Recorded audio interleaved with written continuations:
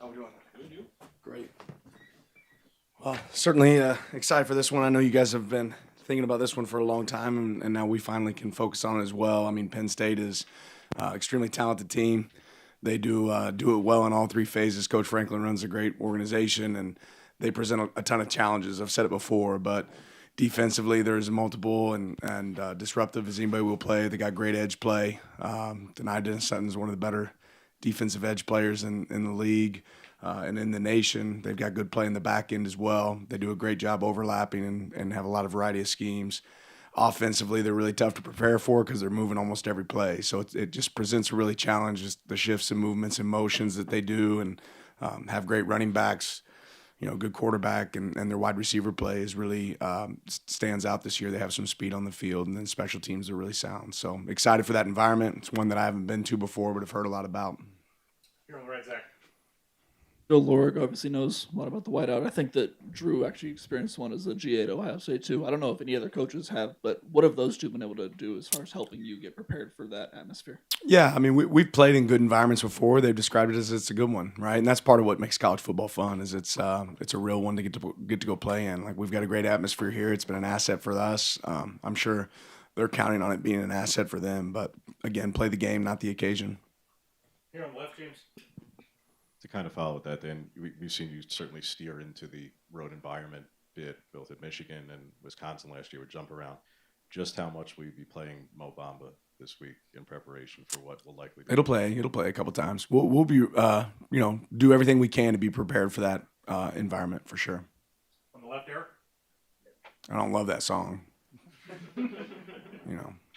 Drew Aller is kind of one of the few constants in that pass game with what they've lost, but they've replaced it, kind of like you said, with some speed. What stands out on film with what they've added there, especially at receiver? Yeah, I mean they have some guys that can stretch the field. They run good routes, and the quarterback can make all the throws. He's got a big arm. They throw more intermediate passing game and shot game than we've really seen, and that's one of the great compliments to their run game. Is what they're able to build off of that run game with shots down the field. So they have the guys that can go get it. They have the guy that can go throw it.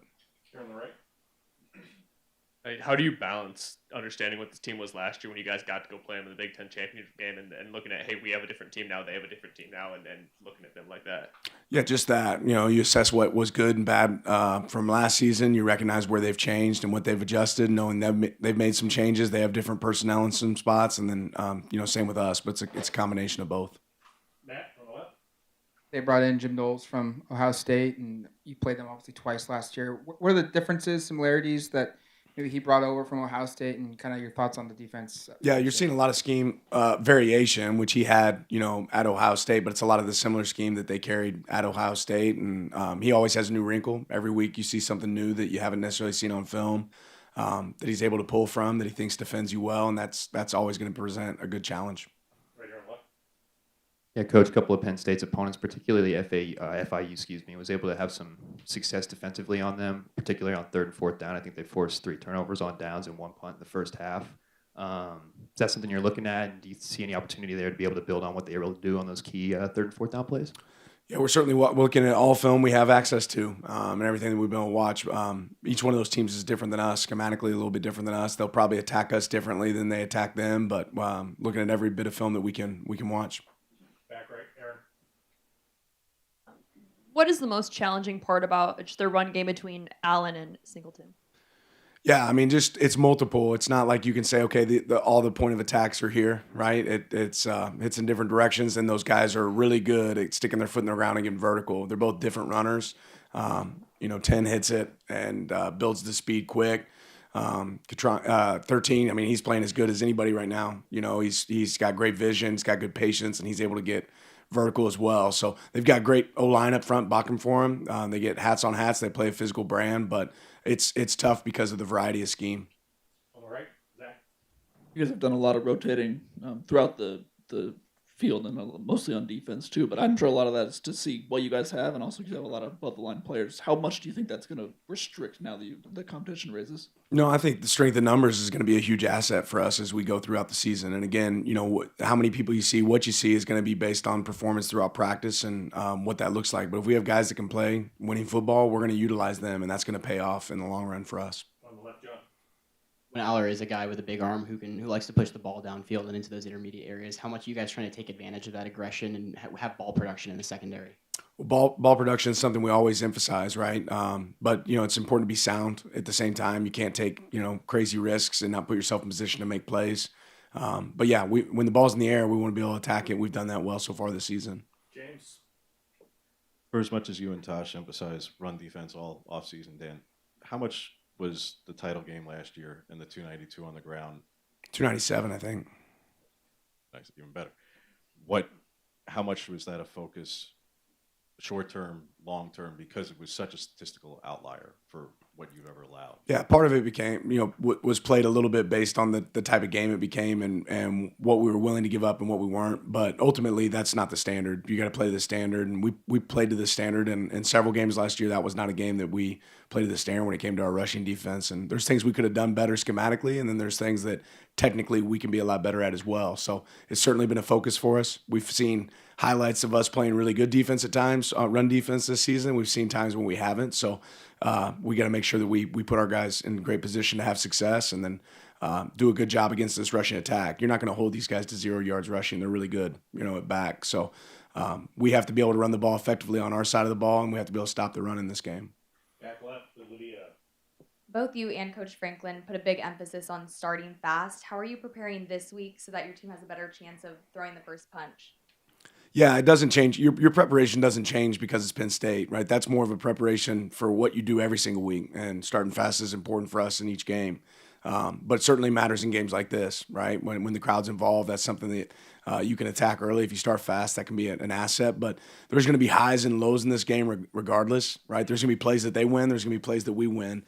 It's really about the next play. That's the next most important play. On the left, Matt. How do you feel like your team has kind of handled the first 4 weeks before this week's game and the mindset that comes with not looking ahead? How do you feel like they did in that? Yeah, I think our team's had really good focus on what's the task at hand, who's the opponent, what do we need to get prepared for, what's it look like in each game, and in certain ways, I think we've leveled up every single week in our operation, our standard, our execution. That's got to continue. You look for growth from week 1 to week 4. We're a better team today than we were week 1. We have to keep growing. On the left, Eric. I know you've already conveyed respect for Coach Franklin. I'm curious, in having faced off and was a thrilling game last year, kind of what you've come to appreciate just about how he runs a program, runs a team. Yeah, when you win like he's won, he did it at Vanderbilt. He's done it at Penn State. He's had a lot of success. He's had coordinator changes and still been able to have success. They've adapted with times.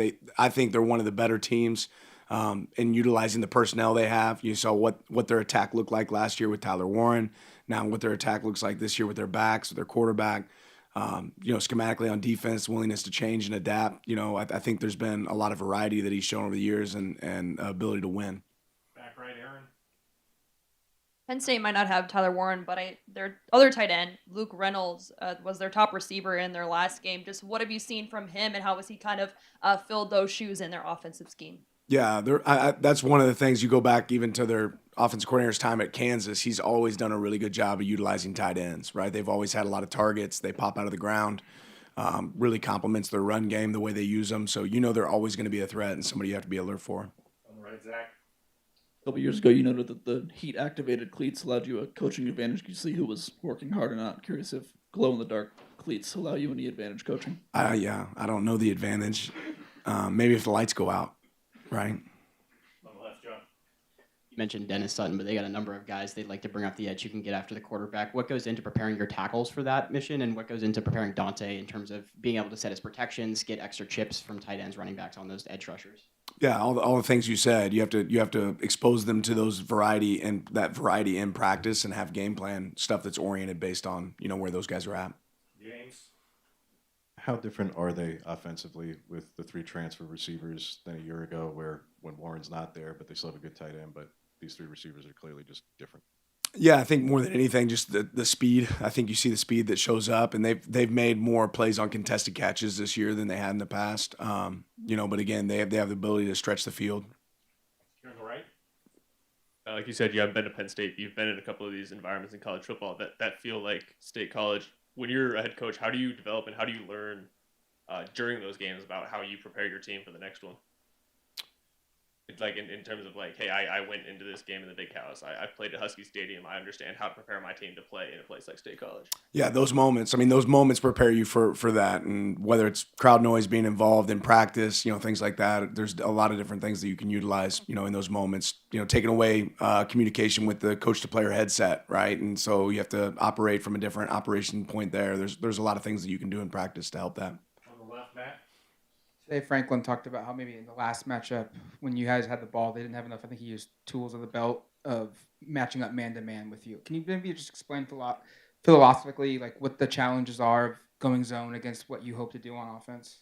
Yeah, ultimately what I think he's speaking on is, every game you want to say, okay, we got enough reps at these calls versus these plays, right? But sometimes you get in a game and you realize, hey, these calls aren't working, and you want to make sure you have a good plan B. You want to have some other options, and that's hard, right? But are you carrying too much that you didn't get enough reps of, right? Or are you not carrying enough so you don't have enough tools to be able to utilize? So that's always it's always a tough game. It's a catch-22 on what do you want to be able to do to defend certain teams. And sometimes it simplifies you, and then sometimes you carry a lot of variety that you maybe don't get as many practice reps at. But multiple is always tough, and Coach Knowles and Andy both on their side are very multiple, and it makes it tough to defend, and it makes it tough, to be able to attack, offensively. So you want to make sure that on the same note, we have that same variety.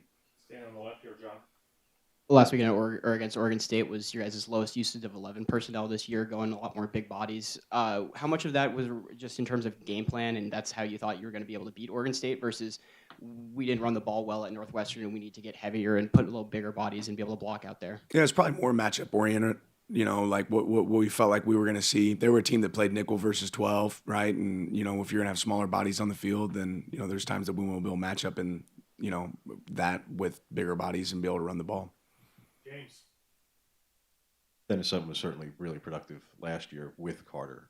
When he's now the guy, what has he done differently already these first 3 games when he's at that level like Abdul was and is being productive so far? Yeah, I think you see relentless effort on film, from him. And he had that before, but you can see a confidence in him that he's going to be a guy that goes and makes the play. And, he's whether it's shots on the ball, whether it's the way he rushes, the way he attacks in the backfield, it really shows up. On the left, Matt.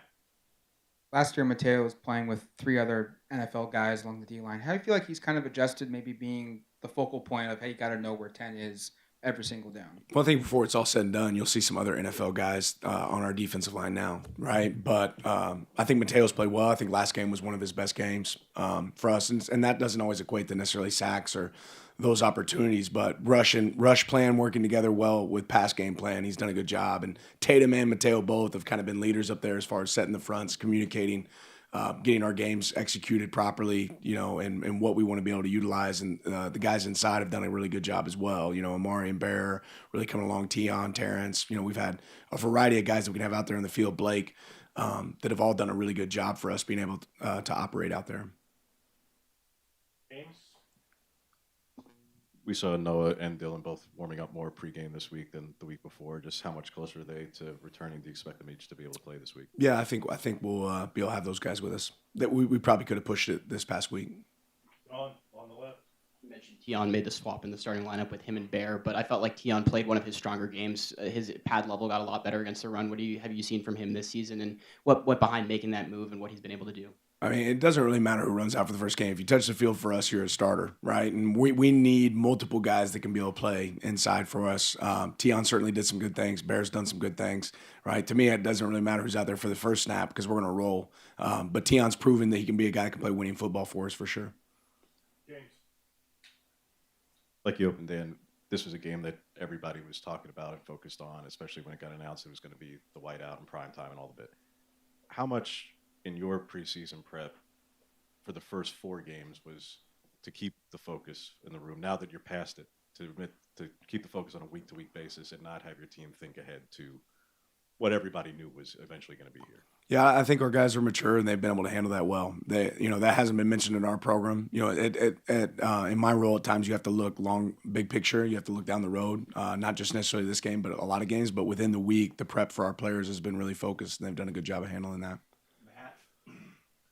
I feel like your younger corners have kind of developed. You mentioned earlier that you're not the same team you were week one. Maybe in particular their growth from week one to where you are now going to week 5. Yeah, I think just experience, develops confidence, and confidence is going to, lead to good execution and the ability to take risks at times when it's needed. Tackle well, go make plays on the ball. Like all those things are going to develop over time. So the more snaps they get, the better they've gotten.